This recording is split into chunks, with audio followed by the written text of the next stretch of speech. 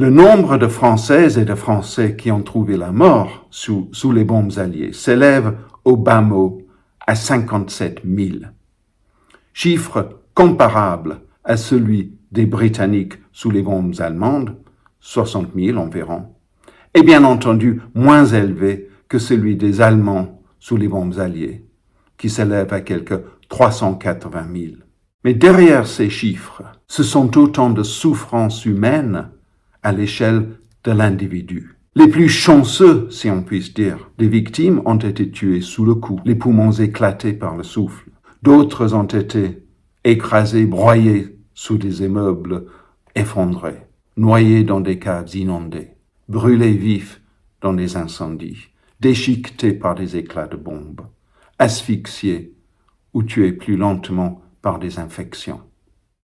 Entre 1940 et 1945, les Alliés ont déversé plus de 500 000 tonnes de bombes sur la France, ce qui représente une bonne 20% de leur effort total sur le continent européen.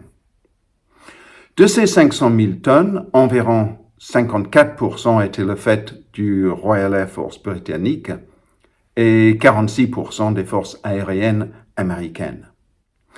À titre de comparaison, l'Allemagne a reçu une grosse moitié de l'effort total des Alliés, soit environ 1 290 000 tonnes, et l'Italie une sixième, soit à peu près 350 000 tonnes.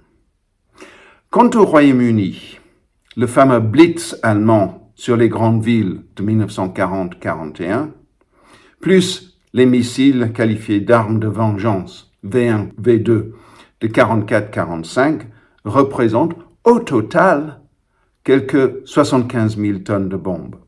C'est-à-dire, la France a reçu presque 7 fois plus de bombes que le Royaume-Uni, et cela de la part de pays amis. Bien sûr, la France a aussi été bombardée par l'Allemagne, essentiellement en 1940, puis momentanément sur Paris en 1944, mais à une échelle beaucoup moindre. Quelques milliers de tonnes tout au plus. Du point de vue chronologique, on constate sans surprise que 88% des bombes lancées sur l'Hexagone par les Alliés l'ont été au cours de l'année 1944, et même 80% pendant les seuls mois précédents et suivant le débarquement du 6 juin, soit les 6 mois d'avril à septembre 1944.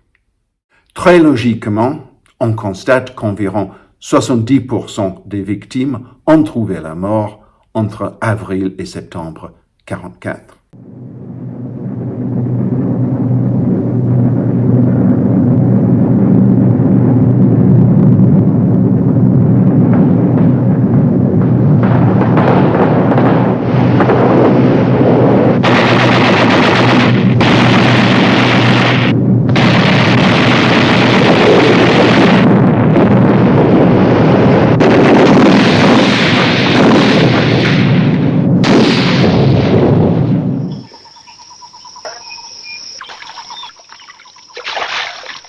Allons. Donnez-moi la main, quick. La la la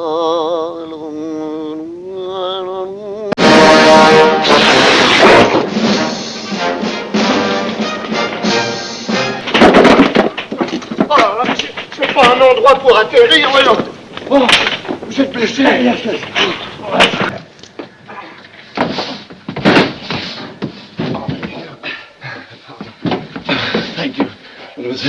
Peter Cunningham, Royal Air Force. Augustin Bouvet, peinture et ravalement. La Grande Vadrouille a été longtemps, enfin, jusqu'à ce que les visiteurs dans les années 1990 le détrônent, ça a été le film le plus vu en France. Ce succès extraordinaire se prolonge jusqu'à aujourd'hui, puisque dans le premier dimanche du confinement, le grand confinement de 2020, dans l'après-midi, La Grande Vadrouille a été un hit de je ne sais plus quelle chaîne de télévision. Ses copains lui ont donné rendez-vous au bain turc. Yes. C'est bien une idée anglaise, ça, un bain turc. Well, I go to your Turkish bath. You? Oui. You're going to... Oh, you're wonderful. Et moi, je vais lui procurer des vêtements. On se retrouvera chez mon grand-père.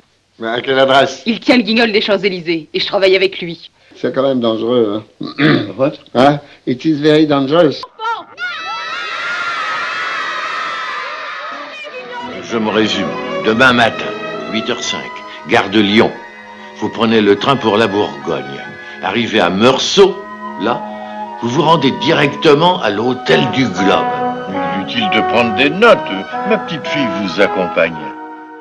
Cette comédie continue de faire rire et l'une des raisons pour lesquelles elle fait rire, c'est que elle présente des Français une image favorable. C'est-à-dire que face à la chute d'aviateurs alliés, les Français sont solidaires entre eux, quelle que soit leur profession, quel que soit leur statut social, et ils construisent spontanément une chaîne d'évasion pour les aider à rejoindre la zone sud et ensuite l'Angleterre. Donc c'est une histoire qui est en fait burlesque, c'est une série de gags avec Louis de Funès et Gérard Bourvil, ce qui évidemment fait le fond de son succès. Mais sur le plan historique, ce film n'est pas absurde. Il donne une vision optimiste des Français de l'époque, mais globalement, c'est ce qui s'est passé. C'est-à-dire que peut-être 90% des aviateurs alliés en France qui ont demandé de l'aide ont été reçus et acceptés par les Français et cachés. Alors il y en a qui n'ont pas demandé de l'aide et il y en a qui ont été pris immédiatement par les Allemands. Donc tous les aviateurs tombés en France n'ont pas été cachés. C'est une minorité qui a été cachée. Mais ceux qui ont pu demander de l'aide ou qui l'ont voulu ont reçu de l'aide. Et c'est ce que montre La Grande Vadrouille. Peter, come up here, will you? Roger. Where the bloody hell are we? Right here, sir. No, but seriously, where are we? We should be right off Calais, sir. Calais.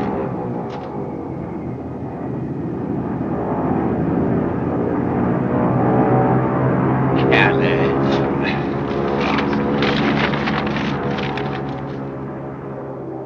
Parmi les spectateurs du film La Grande Vadrouille en 1966, seule une minorité aurait retenu que Calais était la ville ciblée par les aviateurs britanniques, et encore moins savait que Calais avait été quasiment détruite par une longue succession de bombardements pendant la vraie guerre, et cela jusqu'en septembre 1944.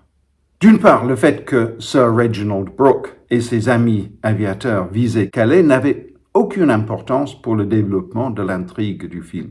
Quelles ont été les zones bombardées? D'abord, les ports de la Manche, comme Dunkerque, Boulogne ou Calais, pour parer à une éventuelle invasion allemande de l'Angleterre en 1940.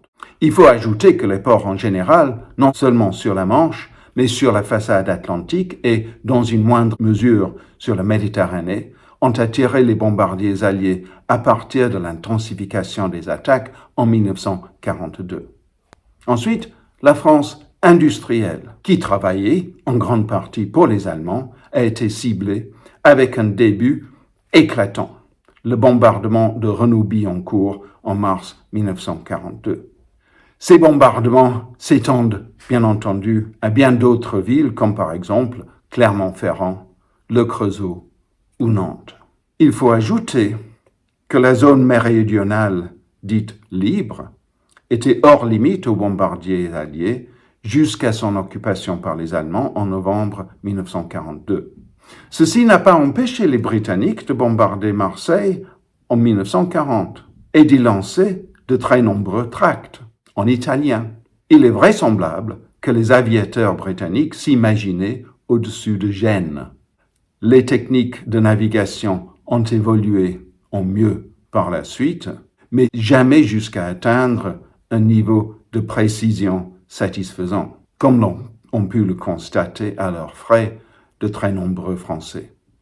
Le nord de la France devient de nouveau une cible en 1944, quand l'aviation alliée tentait de détruire les sites de missiles allemands de type V1 et V2.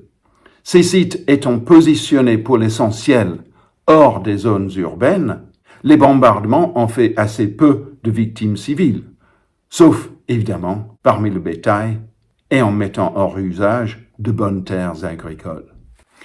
En 1944 également, les Alliés, pour ralentir l'acheminement des renforts ennemis vers les futures plages de débarquement, ont essayé de briser le réseau SNCF, ce qui a entraîné des bombardements violents sur tous les centres ferroviaires et autres gares de triage, autour de Paris par exemple, ou à Lille, ou à Rouen, et ça jusqu'à Nice ou Avignon ou Marseille. Viennent ensuite les bombardements en soutien des opérations terrestres juste avant puis après le débarquement, comme à Caen ou à de nombreuses villes moyennes et petites en Normandie. Puis, le 5 septembre 1944, au Havre, qui recevra près de 10 000 tonnes de bombes en une semaine. En fin de compte, presque toutes les régions de France ont fini par être bombardées plus ou moins lourdement. Pour être vraiment à l'abri, il fallait vivre dans le Cantal ou la Lozère. Il y a plus de bombardements sur la France dans les 7 premiers mois de 1944 qu'il n'y en a sur l'Allemagne au même moment. Donc la France est très sévèrement bombardée, et qui dit bombardement dit chute d'avions et donc chute d'aviateurs. En termes d'évolution, le nombre de points d'aide augmente constamment sous l'occupation. C'est-à-dire que si on prend une carte, comme je l'ai fait, où on pointe tous les lieux où un helper est signalé, et si on rapporte ça année par année, on voit que les points de passage se multiplient, la France se noircit considérablement, de 40 à 43. En nombre total, il est difficile d'avoir un nombre exact, parce que il n'y avait évidemment pas de recensement de helpers au moment des faits, ce qu'il aurait fallu faire, mais les circonstances ne s'y prêtaient pas. Le nombre auquel j'arrive de 34 000 est un nombre de helpers reconnus par les Alliés. Ça ne dit pas tous ceux qui ont aidé sans avoir demandé à être reconnus après la guerre. Donc, c'est un ordre de grandeur, plusieurs dizaines de milliers. Alors l'année 44, elle est complexe puisque la France se libère en août-septembre. Elle n'est pas complète. Mais même en 44, il y a encore plus de points de passage de pourchassés, appelons-les comme ça, pour la raison que les Alliés intensifient les bombardements sur la France de manière considérable. Et cette carte s'éclaircit évidemment après septembre 44, et en 45 il y a encore des bombardements, parce qu'il y a des poches allemandes en France.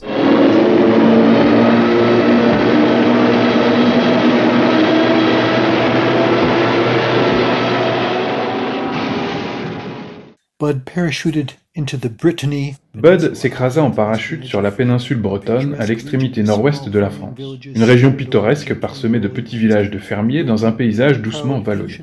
Les Bretons, fiers descendants d'une ancienne culture celte avec leur propre langue encore de nos jours, méprisaient farouchement les nazis et cette occupation qui durait depuis 3 ans. La Bretagne était une région agricole prospère, la nourriture y était donc plus abondante que dans les grandes villes où le rationnement était de mise et où celle-ci manquait de plus en plus. Bud atterrit avec un kit d'évasion spécialement conçu pour les aviateurs abattus. Celui-ci contenait des tablettes de malt, du bouillon en poudre, des tablettes de benzédrine contre la fatigue, des allumettes, du ruban adhésif, des chewing-gums, une bouteille d'eau et des tablettes purificatrices, une lime à métaux, un petit sac avec 2000 francs français, 2 photos d'identité en habit civil pour fabriquer de faux documents, une boussole dissimulée dans un bouton de chemise, des cartes en soie imperméables, résistantes et silencieuses lorsqu'on les dépliait, et des mouchoirs en soie avec les drapeaux américains où était imprimé en différentes langues le message « Je suis américain et je ne parle pas votre langue. J'ai besoin de nourriture, d'un abri et d'aide. Je ne vous ferai aucun mal. Je n'ai rien contre votre peuple. Si vous m'aidez, mon gouvernement vous récompensera. » Bud et ses camarades aviateurs avaient tous été briefés avant leur vol et on leur avait enseigné quoi faire s'ils se retrouvaient en territoire ennemi. S'éloigner du site du crash le plus rapidement possible, ne faire confiance à personne, éviter si possible les groupes résistants et tenter sa chance auprès de personnes seules ou de familles isolées.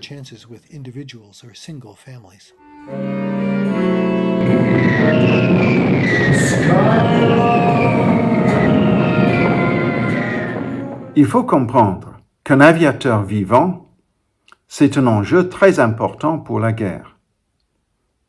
L'entraînement des équipages des bombardiers peut facilement durer 18 mois à partir de la première entrée dans l'armée de l'air. Il coûte aussi très cher. Voilà pourquoi les Alliés tiennent à encourager les réseaux d'évasion pour pouvoir récupérer leur personnel. Et voilà pourquoi, de leur côté, les Allemands collent sur les murs français des affiches menaçant toute personne qui est un aviateur abattu de la peine de mort et qui n'hésitent pas à déporter vers des camps de concentration ceux qu'ils estiment coupables de ce crime.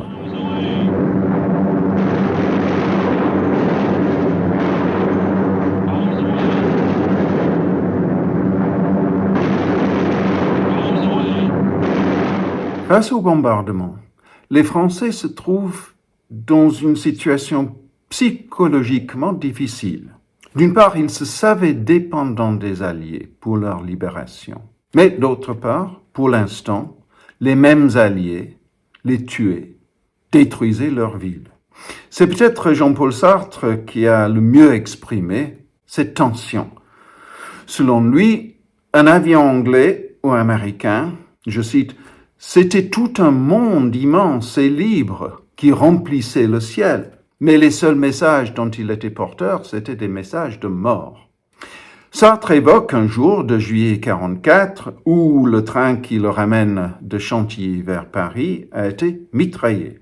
Il y a 3 morts et 12 blessés. Les survivants maudissent les Alliés, jusqu'à ce que quelqu'un observe que, contrairement à l'habitude, la machine se trouvait en arrière du train. Ah, les chasseurs, poursuit le passager, ont tiré sur le wagon de tête, puisque, à cette vitesse, ils ne se sont pas aperçus du changement. Devant cette explication, je cite encore, « Tout le monde se tue. » Les gens étaient soulagés parce que le pilote n'avait pas commis de faute impardonnable. Je ne me souviens pas vraiment de ce qui s'est passé. Il me semble que tout est arrivé si vite. On dirait que j'ai essayé d'éteindre le feu dans la soute à armement avec mes mains et mon visage. Je me rappelle avoir vu un des mitrailleurs, peut-être Cullinan, allongé sur le dos, il saignait méchamment, son masque était arraché. Je ne sais pas ce qui s'est passé ensuite. Je me suis réveillé dans les airs et j'ai tiré un bon coup sur le câble d'ouverture de mon parachute, et Dieu merci, ça a marché. À l'école, ils nous expliquent comment sauter d'un avion et comment on doit atterrir. Il faut croire que je ne suivais pas avec attention. J'ai fait une descente express sans passer par les étapes intermédiaires. Le parachute a fini par s'ouvrir et m'a un peu ralenti. Je me souviens que les zingues m'ont dépassé à toute allure. Un des chasseurs Fritz m'a reluqué, mais il a dû décider de me laisser la vie sauve. Après quelques culbutes dans les airs, j'ai atterri avec grâce, tête la première, dans un champ, abasourdi mais en un seul morceau. Peut-être bien que la boue c'est bon pour les brûlures, non? Notre coucou est passé au-dessus de moi, mais il tombait en vrille à toute vitesse. Je l'ai entendu exploser et je me suis retourné pour le voir se briser en morceaux. Une fois au sol, des débris calcinés jonchaient le sol autour de nous, et j'ai compris que je devais trouver un abri. Une foule de Français s'est massée aux alentours. Ils étaient excités et contents de me voir, mais ça m'a fait flipper. Un vieil homme a pris mon parachute et l'a fait disparaître. Puis j'ai commencé à marcher sur la route, jusqu'à ce que quelqu'un me dise soudainement que je devais me cacher dans les buissons. Quelques Fritz avec des fusils sont arrivés à vélo. Ils m'ont cherché au mauvais endroit. J'ai demandé des vêtements civils, et un homme m'a apporté du cidre et de la nourriture. Les gens sont venus me voir toute la journée, comme si j'étais une œuvre exposée au musée. Quand il a commencé à faire sombre, je me suis dit qu'il fallait que je bouge. J'ai pensé que les Fritz allaient revenir me chercher. J'ai aperçu un petit poulailler pas trop loin, et je me suis glissé à l'intérieur en me cachant aussi profondément que j'ai pu dans la paille et le fumier. Quelques minutes plus tard, une patrouille était là avec les chiens, fouillant la ferme à ma recherche. Les gens disent qu'il y avait des Allemands partout autour de nous. J'ai été sauvé grâce aux fientes des poules, ou alors c'était l'heure de leur knackwurst, et ils n'ont pas suffisamment cherché.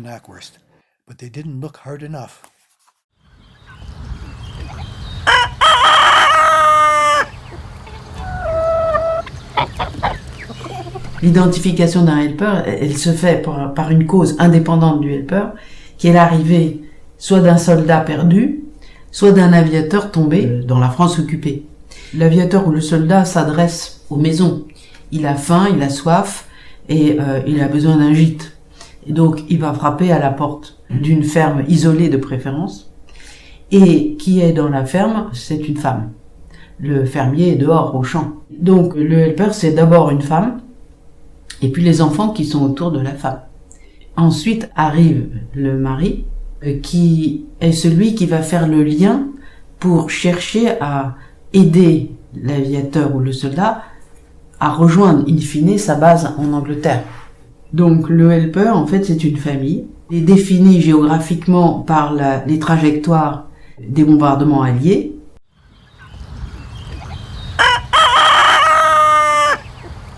Dans la rue de Puzunette, on habitait dans la deuxième ferme, à gauche. Et c'est là que la bombe est tombée. Les avions anglais qui étaient pourchassés par les Allemands. Et sûrement, ils étaient trop chargés. Ils ont laissé les bombes tomber. 3 tombées à milliards. Une chez nous, au pignon de la maison. J'étais dans mon lit. Ça a explosé et j'ai eu un morceau de bombe dans mon lit, tu vois. Et j'ai crié tout de suite quand j'ai vu que c'était un grand machin rouge comme ça dans mon lit. J'ai appelé, j'ai dit, ici il y a quelque chose, il me dit, jette-le dehors. On a jeté dehors. Et comme il n'y avait plus de fenêtre, ni porte sur la route, sur la maison, ça a été facile, je n'étais pas à la fenêtre.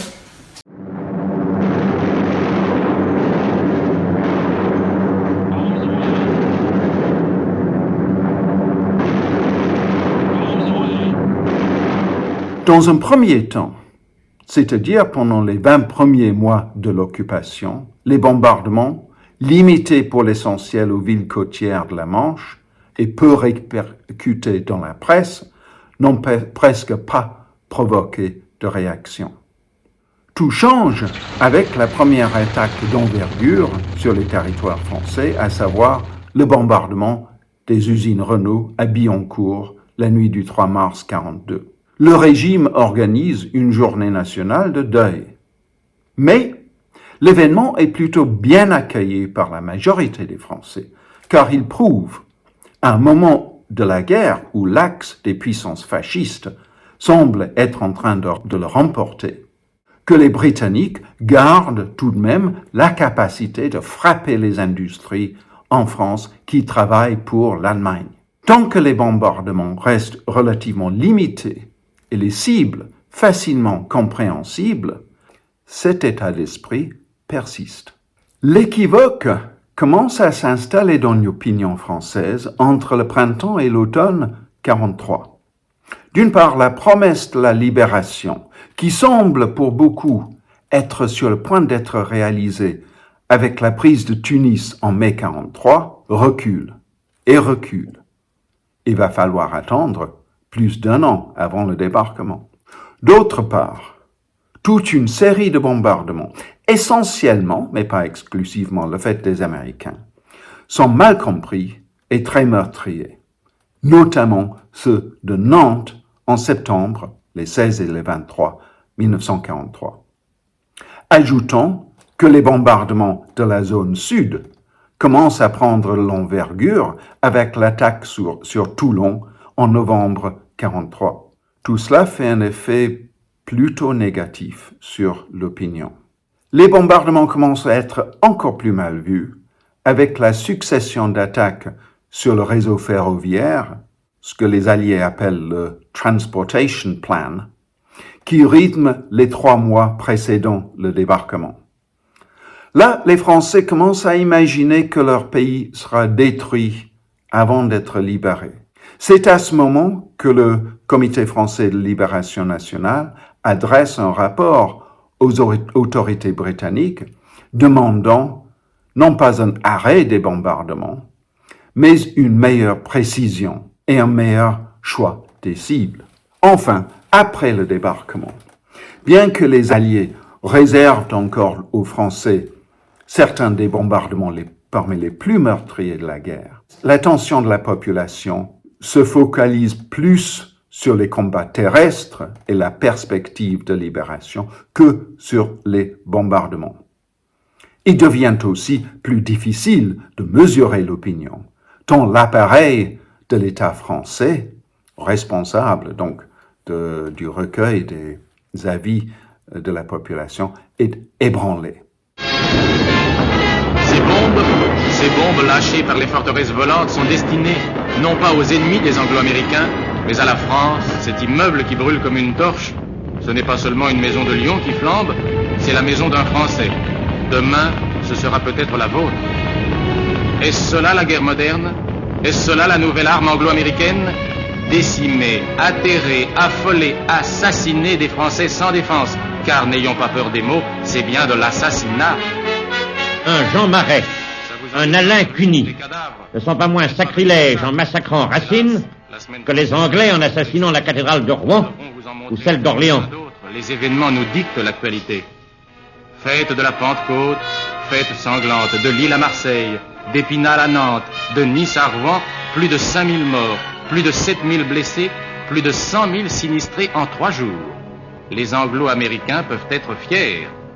Le phénomène commun de toute l'Europe de l'époque, c'est le bombardement.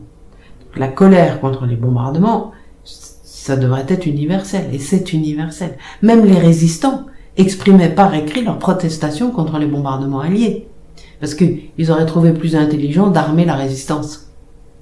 Ça aurait fait moins de victimes civiles.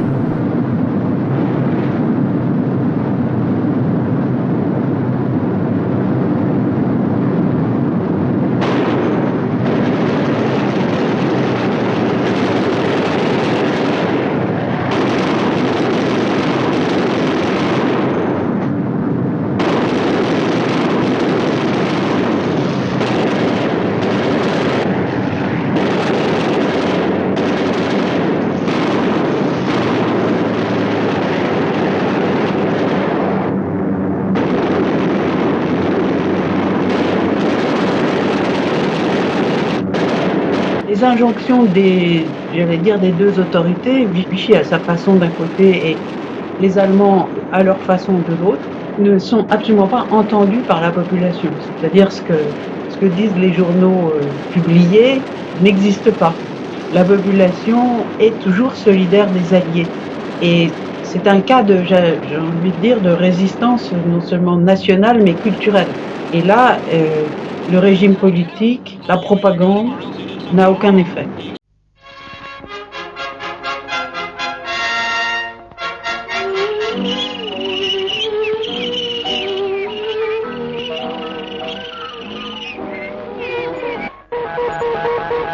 Ici, Londres. Les Français parlent aux Français. Patience, nous arrivons.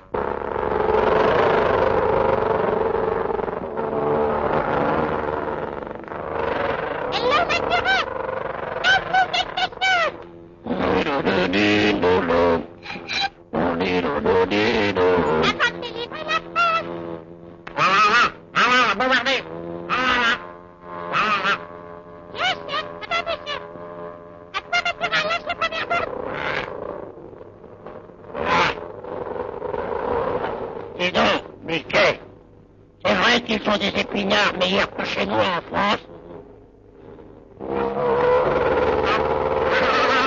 Nous arrivons, nous arrivons, nous arrivons. Dis donc, Léonie, nous allons retrouver nos beefsteaks frites et notre café crème tous les matins. Et nos cigarettes anglaises. Et du chocolat et des marrons tous les jours. Ici, Londres. Amis français, notre émission est terminée. En France, les Allemands ont essayé de transposer leur propagande anti-alliée dans le domaine des bombardements. Et notamment, ils ont payé un auteur de bande dessinée français, pro-nazi, pour qu'il fasse un petit dessin animé. Et cet auteur a choisi de reproduire Mickey, et on voit Mickey bombardant la France. Ce film est plutôt drôle parce que c'est Mickey qui bombarde la France. Il n'a, je pense, eu aucune influence sur l'opinion qui était tout à fait faite à l'époque. Ce film est paru sur les écrans en mars 44 et c'était un petit film qu'on mettait dans les actualités. Et les nazis ont essayé aussi par des affiches de monter les Français contre les libérateurs, ainsi qu'ils les appelaient les libérateurs, mais qui étaient tueurs par leurs bombes. Et si on en croit les chiffres de Helpers, cette propagande n'a eu aucune incidence. La propagande de Vichy était moins... la propagande classique de Vichy était moins virulente. C'était plutôt une mise en accusation des Anglais, mais sans appel à la vengeance. C'était plutôt une déploration des bombardements. Le ton a changé en 1944, avec la nomination de Philippe Henriot comme ministre de l'Information et de la Propagande, où là, le ton était beaucoup plus venimeux, sans atteindre les sommets de l'antisémitisme qu'il y avait en Allemagne au sujet des bombardements, puisque en Allemagne, les bombardements étaient attribués aux Juifs. C'était les Juifs qui bombardaient, avec pour force auxiliaire des Noirs. C'est l'image allemande des bombardements en 43-44. En France, dans l'ensemble, si on prend les discours de Pétain concernant les bombardements, c'était des discours beaucoup plus modérés et c'était en fait un appel à la résignation. Et donc, ce petit dessin animé qui est très venimeux, il n'est pas vraiment représentatif de la propagande vichiste, sinon de sa phase terminale.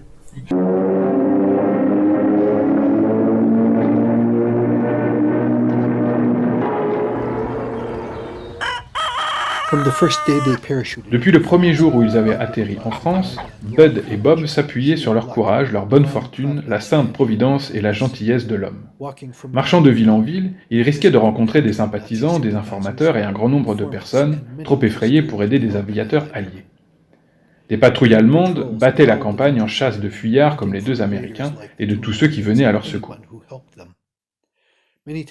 À de nombreuses reprises, sous la protection de citoyens avec des relations ou de membres de réseaux clandestins, Bud et Bob ignoraient où on les conduisait. On les faisait monter dans un chariot ou dans une voiture et on les accueillait dans une maison où une famille les protégeait et prenait soin d'eux.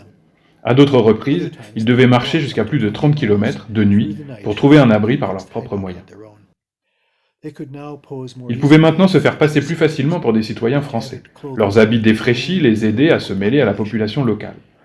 Leurs nouveaux documents avaient pris du temps à fabriquer alors qu'on vérifiait leur identité.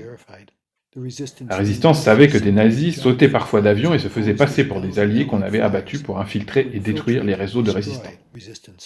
S'ils étaient démasqués, ces imposteurs avaient une espérance de vie très réduite. Après la guerre, le ministère de l'Air britannique, tout comme les autorités américaines, a créé un service chargé d'identifier et le cas échéant de récompenser matériellement ou plus souvent symboliquement les helpers, ceux qui ont aidé les aviateurs à s'évader. Ce service recueille de nombreux témoignages dont certains sont saisissants. J'ai repéré un seul cas assez ambivalent parmi les témoins britanniques.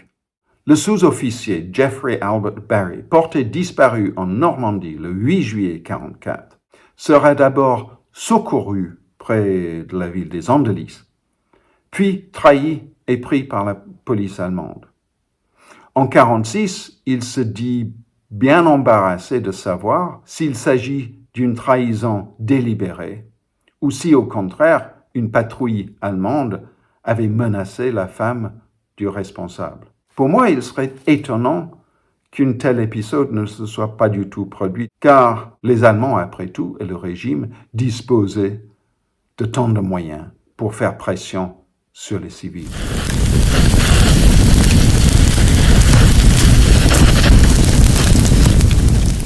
Il semblerait que les pompiers français, à l'occasion, ne rechignent pas à porter leur secours aux aviateurs qui sont pourtant les responsables directs des incendies contre lesquels se battent les 10 pompiers.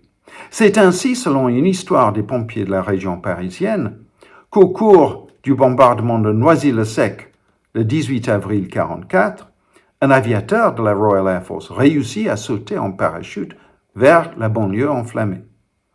Averti par ses hommes, le capitaine des pompiers Laborderie donne son accord pour que les Britanniques soient soustraits à la curiosité des Allemands. En un instant, l'aviateur est transformé en sapeur-pompier. Revêtu d'un veston de cuir et coiffé d'un casque, il est mis en sécurité dans le fourgon-pompe de Château-Landon en attendant d'être ramené à la caserne. Réconforté, restauré, le rescapé sera ensuite confié aux bons soins du caporal Emmanuel Guilleminault, qui est en contact avec une filière chargée de faire passer en Angleterre les aviateurs alliés.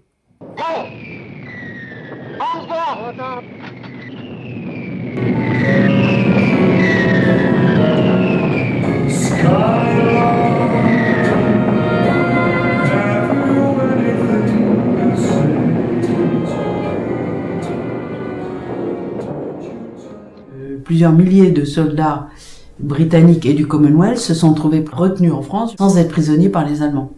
Donc géographiquement, les helpers, on les trouve en très grand nombre dans le nord de la France, qui est à la fois la trajectoire de bombardement en direction de l'Allemagne et le lieu où tous ces soldats britanniques se sont retrouvés coincés en 40. Et on les trouve aussi beaucoup en région parisienne, au sens large, disons, dans le bassin parisien qui a été copieusement bombardé par les Alliés. Et enfin aussi en Bretagne, parce que la Bretagne avait des bases sous-marines pour les Allemands. Il y avait Brest, il y avait Lorient, il y avait Saint-Nazaire. Donc là, il y a énormément d'avions qui essayaient de bombarder ces ports.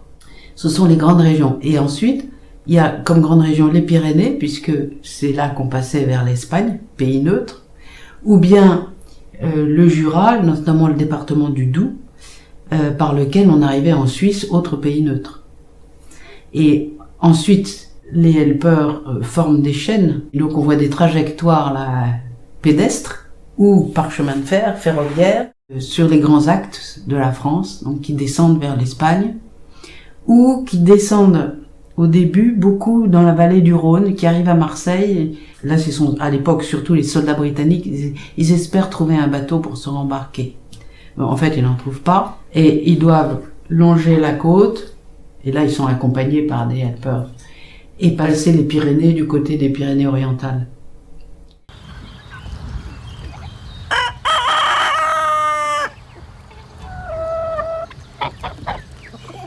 Les archives contiennent de nombreux exemples des aviateurs qui rendent hommage à leurs sauveteurs. Par exemple, ce récit du Warrant Officer Spencer de la Royal Canadian Air Force, des 2 ou 3 jours qu'il a passés avec un couple à Alençon en novembre 1943, soit après les attaques sur Nantes et sur la banlieue parisienne qui ont retourné une partie de l'opinion française. Arrivé à Alençon, vers le 16 novembre 1943, j'ai frappé à la porte d'un café. Un homme est venu à la porte et je me suis identifié. Il m'a fait traverser le café vers la cuisine où sa femme nous a rejoints. On m'a dit les prénoms de l'homme et de sa femme, mais je les ai oubliés. La femme avait des cheveux noirs très frisés. Elle avait 21 ans environ. Elle était enceinte à l'époque. Elle attendait un bébé dans à peu près 6 mois. L'homme, de taille moyenne, avait dans les 23 ans, des cheveux lisses, plutôt blonds. Ils m'ont questionné et une fois sûr que j'étais un Canadien, ils m'ont donné du vin chaud avec un œuf et une tartine. L'homme m'a offert une lampe de poche qu'il est sorti acheter un soir. Nous avons mangé du lapin une fois. Devant eux, j'ai attaché la patte du lapin à mes vêtements pour me porter de la chance. Devant eux, j'ai déchiré les crispins de mes gants d'aviateur afin de leur offrir les morceaux de cuir. Ils m'ont dit qu'ils s'en serviraient pour raccommoder les chaussures, etc. Avant mon départ, ils m'ont passé un repas de lapin, etc., à emporter. Je pense que l'homme travaillait dans une minoterie lorsqu'il rentrait le soir avec de la farine sur les vêtements. Il n'avait qu'un seul lit de paille dans une chambre à l'étage, et nous y avons dormi tous les trois. En conclusion, je voudrais déclarer qu'à mon avis, ces gens étaient totalement patriotiques et qu'ils détestaient les Allemands. Ils ont risqué leur vie pour m'aider et ils m'ont offert de la nourriture alors qu'ils en manquaient pour eux-mêmes. Ce n'est pas un comportement humanitaire que de cacher des aviateurs alliés dans la France occupée. C'est un comportement guerrier. Le fait de cacher des bergers est considéré comme un acte de guerre et punissable de mort. Et c'est une population qu'on peut considérer comme militante, tous sexes, tous âges confondus. C'est une population très atypique dans l'ordre des populations engagées. C'est très représentatif de la résistance. On trouvera la même composition dans tous les pays, je pense. Donc en termes de profession, c'est absolument éclaté sur toute l'échelle des catégories socio-professionnelles.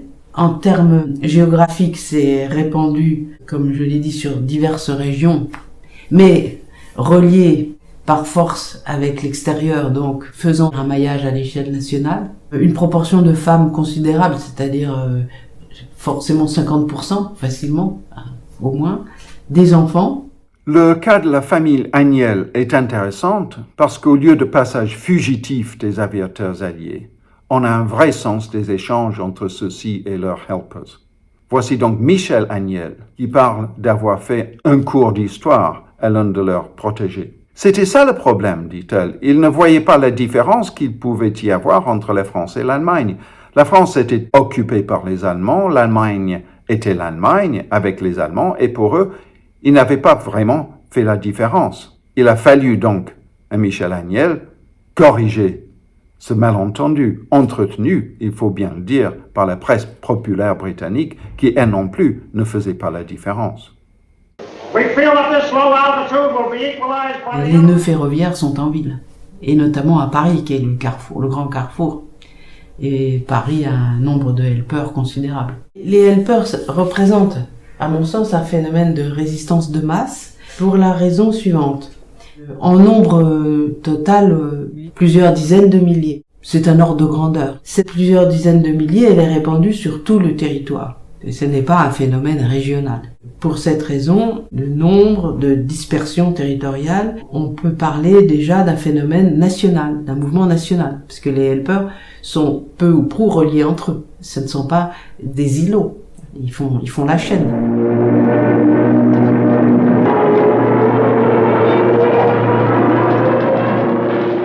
En juin 1943, un avion anglais de type Lancaster était abattu par un chasseur allemand au-dessus d'Ingrande, Maine-et-Loire, en revenant de mouiller des mines dans le sud de la France. 2 des aviateurs réussirent à sauter en parachute. C'étaient le sergent F. Scott et le sergent A. Shepard. Ils furent cachés pendant quelques jours par de jeunes garçons du pays. Les patrouilles allemandes devenant fort nombreuses, les jeunes gens vinrent à Nantes chez Madame Delavigne, qui avait déjà caché un officier aviateur anglais en 1941, en lui demandant où il pourrait mettre les aviateurs en sécurité. Madame Delavigne, qui venait de subir un emprisonnement de plusieurs mois à la prison allemande de Bordeaux, alla trouver la famille Barrault. Mais la maison de cette famille étant un centre de maquisards, d'agents de renseignement, Madame et Mademoiselle Barrault vinrent trouver ma mère en lui demandant si elle voulait bien cacher des aviateurs alliés. Ma mère ayant accepté, on nous donna des indications pour nous mettre en rapport avec les jeunes gens d'Ingrande, et les jours suivants, j'attendais la voiture convenue sur une petite place avoisinante. J'emmenai les 2 aviateurs dans la maison de ma tante, Mademoiselle Benoîton. Ils y restèrent 3 jours. J'allais chaque jour les ravitailler. Madame Barrault vint alors nous prévenir que selon les renseignements, il était préférable que les aviateurs quittent Nantes, les recherches allemandes étant très actives à ce moment. Un de nos camarades, Noël Bredoux, vint alors les chercher chez nous et les emmena dans sa propre voiture, à son domicile, à Gorouy, le lieu n'étant pas encore trop sûr. Il les ramena à l'Ermitage, par Cambon, chez Monsieur d'Olivet.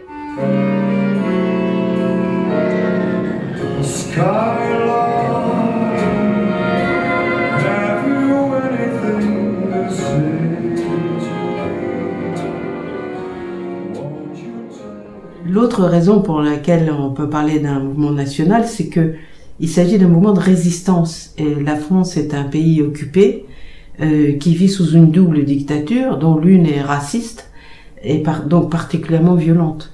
Et dans ces conditions, l'action contre ne peut être que minoritaire.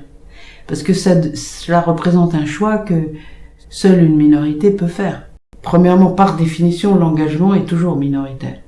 C'est un fait. Même aujourd'hui, si l'on considère l'engagement dans les partis politiques, il est très minoritaire. Ça fait peut-être 1-2% de la population majeure. La résistance en son ensemble a représenté aussi à peu près 1% de la population majeure. Ce 1%, paradoxalement, j'estime que c'est l'indice d'un phénomène de masse. Pour la raison que je viens d'expliquer, car être helper, c'était s'exposer à être arrêté, fusillé, déporté. Et c'était su par les civils qui aidaient. Il y a dû y avoir à peu près 14% de déportés, c'est-à-dire 4-5 000 déportés. Donc, il faut rapporter les chiffres aux circonstances. Donc, c'est un phénomène de masse, par son nom, par le fait qu'on le trouve sur tout le territoire, et par le fait que les éléments de ce phénomène sont reliés entre eux. C'est bien un phénomène de masse.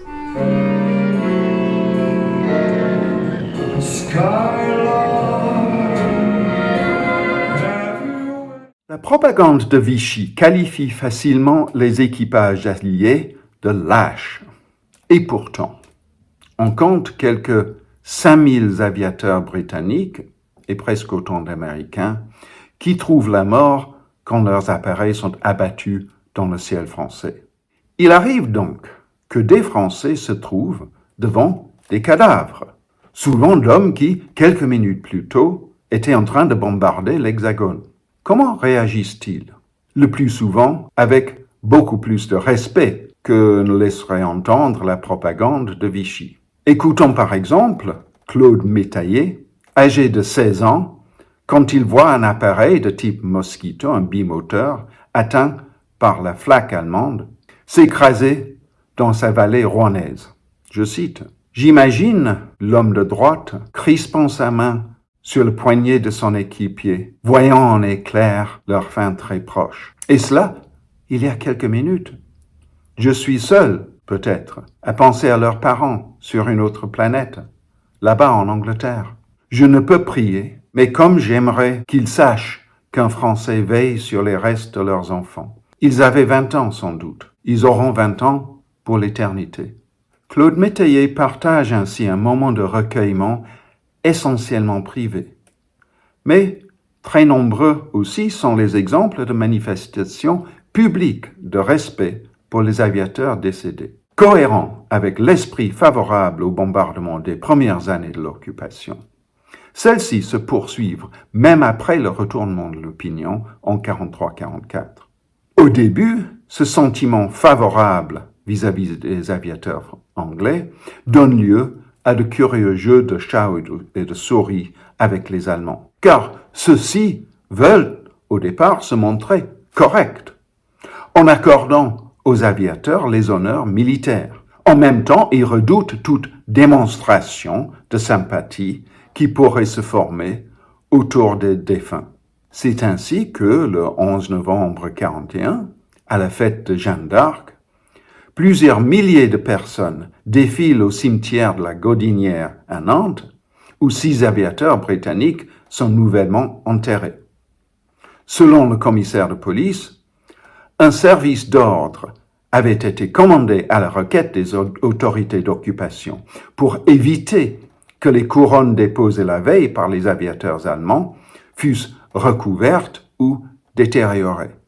L'un des cas les plus remarquables a lieu en février 1943, à Gaillac, près de Ploemel. Au cours d'un enterrement d'aviateurs britanniques, une véritable manifestation a eu lieu et 2500 personnes seraient venues. Nous sommes dans une commune de 1200 habitants, à une quarantaine de kilomètres de Lorient, quelques semaines seulement après la destruction de cette ville du Morbihan.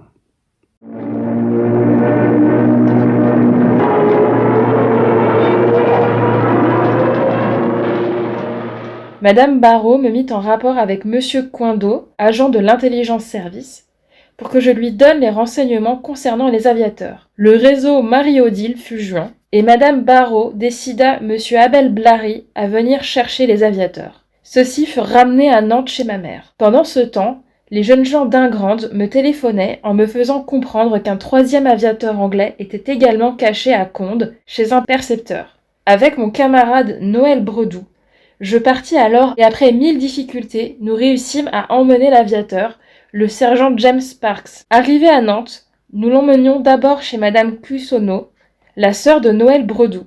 Il y resta une journée, et de là, je l'emmenai avec Noël Bredoux chez mon camarade Jean Chanvrin, qui devait plus tard nous dénoncer tous. Là, il resta plusieurs jours.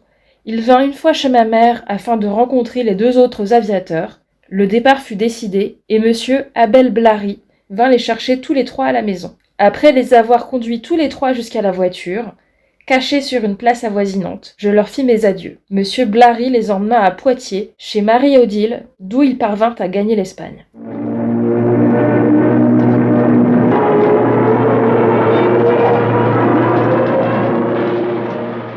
Jusqu'à présent, les réseaux d'évasion étaient connus surtout à travers l'histoire de leur organisation.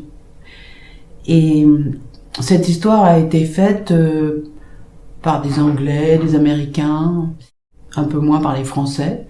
Mais cette histoire des organisations m'intéresse moins que l'histoire que j'ai faite, qui est l'histoire par en bas. Et pour voir sur le terrain et sur le moment, in situ, ce qui se passe.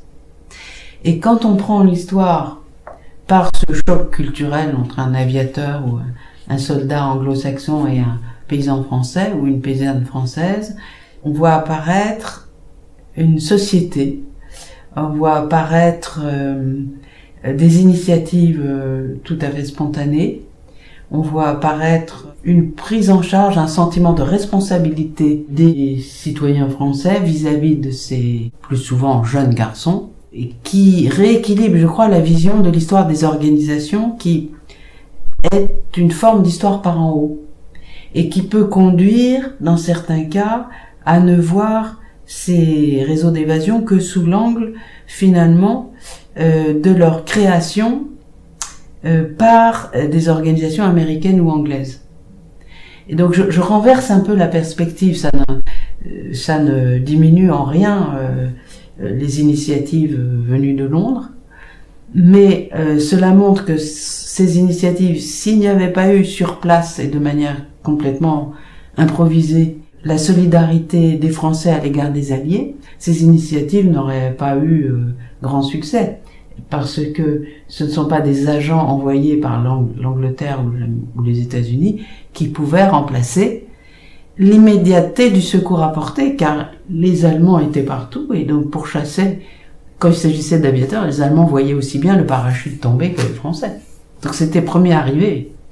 Dans certains cas, c'est vraiment une course de vitesse. Il m'a semblé intéressant de renverser un peu la perspective, non pas invalider l'histoire des organisations qui restent justes. Les plus grands réseaux qui ont traversé la France ont été créés là par une femme belge, c'est Comet, qui a été créée par André Delonge, c'était une Belge, et l'autre par un soldat britannique qui s'était évadé en juillet 40 et qui a essayé à partir de Marseille, il s'appelait Yann Garot, de créer un réseau d'évasion de ses camarades. Et il a été arrêté en 41, il lui a succédé celui qui se faisait connaître sous le nom de Patrick O'Leary. Donc la Pat Line, la ligne de Pat, a été l'autre grand réseau d'évasion qui traversait la France. Pat a été arrêté en mars 43, son réseau a été écrasé, mais il a survécu parce que des segments de réseau ont survécu. Et de même pour l'histoire du réseau Comet qui a été très sévèrement réprimé en 43, puis de nouveau en 44, à chaque fois des bribes de réseau renaissent et reprennent le travail. Grâce au fait que sur le terrain, les Français, ou si on parle de la Belgique, les Belges, continuent d'être complètement solidaires. Et donc à fournir des clients, si je puis dire, aux organisations.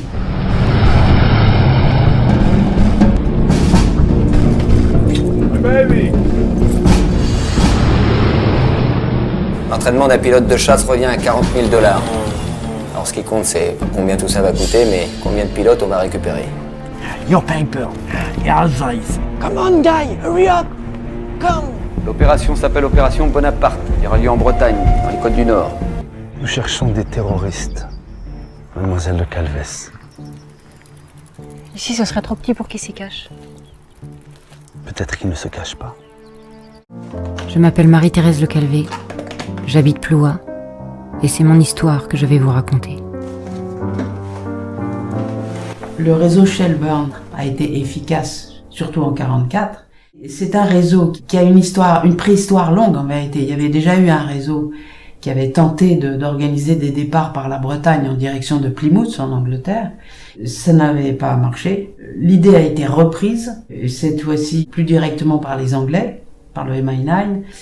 Et ça a marché, effectivement. Il y a environ 150 aviateurs anglais et américains qui ont pu s'échapper à partir de la plage de Ploua dans les Côtes d'Armor. L'histoire de ce réseau peut être écrite entre guillemets par en haut, en montrant l'implication des Anglais, en montrant notamment, ce qui est frappant rétrospectivement, que le père de Jane Birkin faisait partie des pilotes de bateau, des vedettes, qui réussissaient à venir de nuit au fond de la baie de Saint-Brieuc, à la barbe des Allemands, prendre des aviateurs anglo-saxons et les réembarquer jusqu'à Plymouth. C'était un exploit de faire tout ça en silence avec une vedette à moteur, alors que les Allemands surveillaient de très près la baie.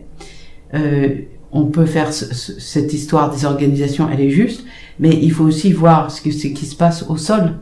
Il faut voir comment ces aviateurs arrivent jusqu'à Ploua et qui les recueille déjà dans le nord de la France ou dans le bassin parisien pour ensuite les amener jusqu'en Bretagne, jusqu'au train à Guingamp ou à Saint-Brieuc, et ensuite qui les cache entre le petit village de Ploua et Guingamp et Saint-Brieuc, et qui leur fait descendre la falaise qui est minée dans la nuit pour rejoindre la plage. Tout cela fait un nombre considérable de braves locaux dont la mémoire n'est pas très connue, mais dont l'activité a été déterminante. Le thème de la générosité personnelle, en plus des risques encourus pour sa vie et sa liberté, apparaît dans plusieurs témoignages.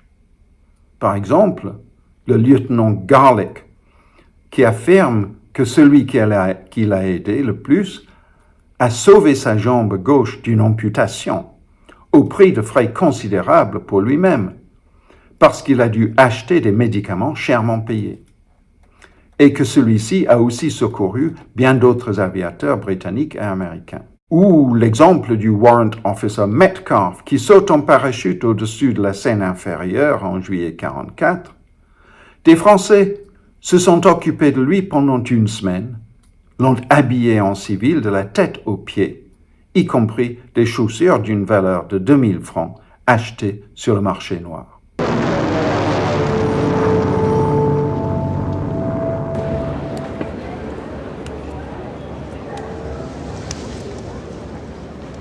Lorsque je suis arrivé ici, alors là j'ai eu la stupeur de voir devant le Gaumont, qui à l'époque c'était l'entrée du passage du phare, il y avait toujours 3 fiacres à cette époque-là en permanence qui attendaient leurs clients, et je revois encore alors là, une vue qui ne s'effacera jamais. Je revois les chevaux au sol qui agitaient les pattes dans le vide, les pauvres bêtes, et je revois sous-officier allemand qui, revolver à la main, achevait ces malheureux chevaux un par un.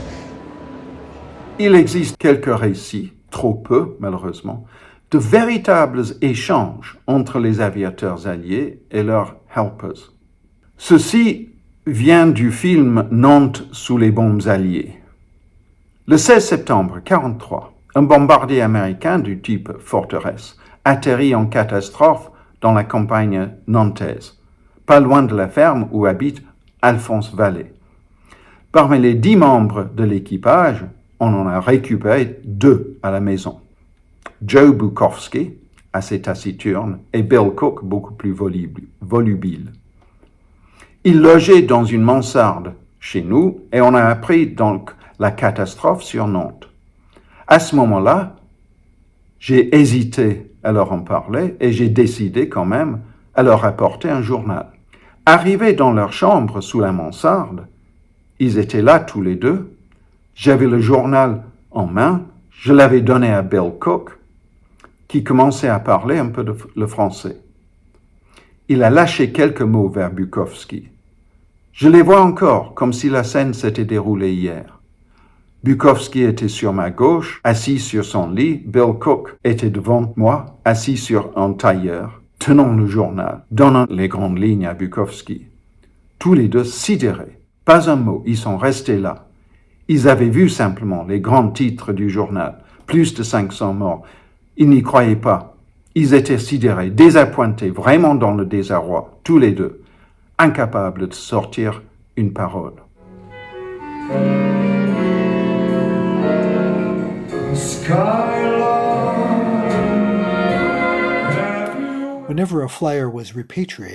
Lorsqu'un aviateur était rapatrié, il était minutieusement interrogé pour comprendre qui l'avait aidé et savoir comment rendre la fuite et les évasions plus faciles et efficaces pour les soldats suivants. Les enregistrements de ces interrogatoires de débriefing furent utilisés plus tard pour aider le gouvernement américain à dédommager les Français qui avaient aidé par leurs gestes courageux.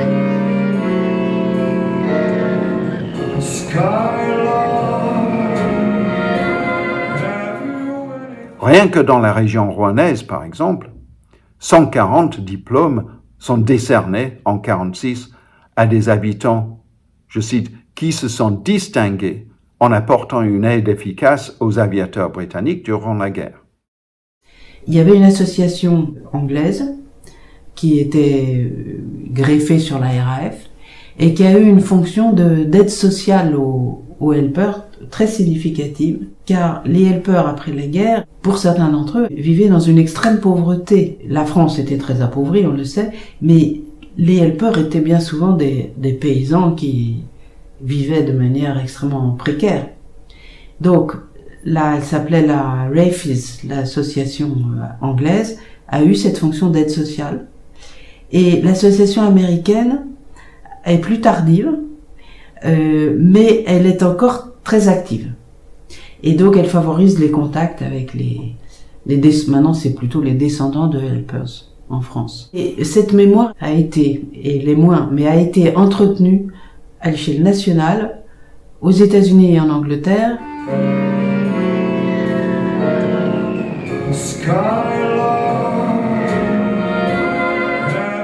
Ce n'est pas dans la mémoire nationale parce que, probablement, il s'agissait d'aider des Anglais et des Américains, et pas des Français.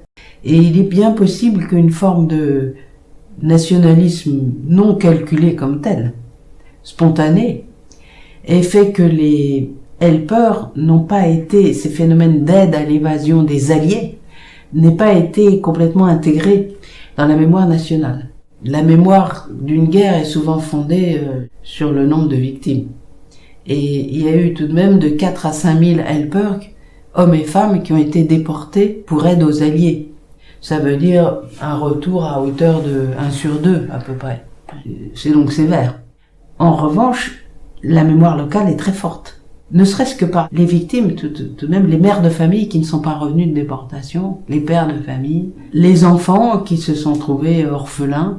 Ce sont des mémoires indestructibles.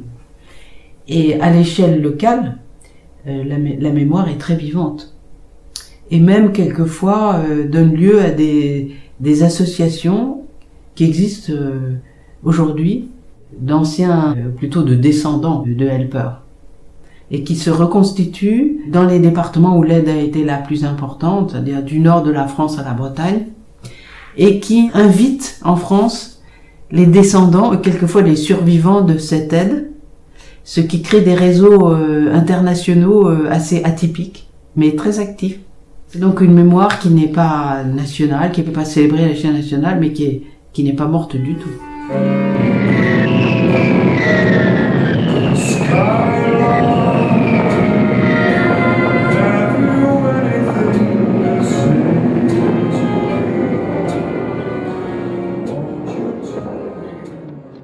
L'histoire de la Deuxième Guerre mondiale a connu des phases qu'on appelle l'historiographie, qui tente à définir l'histoire écrite par les historiens de profession, a évolué. Et ces phases ne sont pas spécifiques à la France. Et ils existent aussi en Allemagne, en Angleterre. Bon. D'abord, après 45, l'histoire de la résistance n'est pas entrée dans l'université. Il y avait un rejet de l'histoire de la résistance par l'université du fait que la résistance n'avait pas produit de documents. Évidemment, à part la presse clandestine, les résistants ne produisaient peu d'archives. Il y en a, mais pas beaucoup. Donc l'histoire orale était vue de haut, considérée comme trop fragile, et l'histoire de la résistance a démarré aux marges de l'université en France, sous la houlette d'un comité d'histoire de la Deuxième Guerre mondiale qui était placé auprès du Premier ministre. Pendant cette période, ça correspondait à la suite de la Deuxième Guerre mondiale, l'idéologie valorisait les combattants, et donc les résistants. Et par ailleurs, les archives de Vichy étaient fermées. Donc personne ne travaillait sur Vichy, sinon des historiens amateurs. L'histoire universitaire de cette période, de la Deuxième Guerre mondiale, elle commence par l'histoire de la collaboration. Dans les années 70, avec l'ouverture très progressive des archives. Et cette histoire de la collaboration, cette histoire universitaire de la collaboration, elle focalise sur la collaboration puisque c'est son sujet. Et là, c'est une petite tendance de tout historien qui travaille sur un sujet, il tend à l'étendre à la totalité de l'espace étudié. Et donc, tendanciellement, l'historien de la collaboration va grossir la place de la collaboration et l'histoire de la résistance va grossir la place de la résistance. C'est arrivé au point, le grossissement de la place de la collaboration, qu'au niveau de l'enseignement secondaire, on avait parfois dans les manuels des caricatures. Je pense que le point maximal atteint dans ce domaine, le sommet a été l'introduction dans les manuels de la notion de résistentialisme. C'est-à-dire l'idée que après la guerre, les Français avaient grossi et embelli de manière considérable la place de la résistance dans leur histoire. Et donc ce concept créé dans les années 80 par Henri Rousseau, qui a une part de fondement, est devenu une sorte de vulgate. Et on a vu arriver des étudiants pour qui la résistance c'était une farce, puisque après la guerre les résistants avaient raconté des bobards sur leur résistance et que en France tout le monde avait collaboré. Et donc cette caricature d'histoire a été contrebalancée depuis les années 2000. Si vous voulez, le balancier est reparti dans l'autre sens. J'ai vu les mouvements, si vous voulez, chez les historiens, puisque moi j'ai travaillé d'abord sur la collaboration, un peu sur la résistance, puis sur la persécution des Juifs. Donc j'ai vu les mouvements, si vous voulez, chez les historiens. Je pense qu'aujourd'hui, on est dans un moment plutôt plus favorable à une compréhension de la période, c'est-à-dire que à la fois le caractère fondamental de la collaboration et de la complicité du régime de Vichy avec le régime nazi est parfaitement reconnu et étudié, et la place de la résistance active, la résistance passive, le non-consentement, comme disait Pierre Laborie, est également reconnu. Je pense que c'est une période qui est plus favorable à une vision équilibrée, mais contrastée, de ce passé.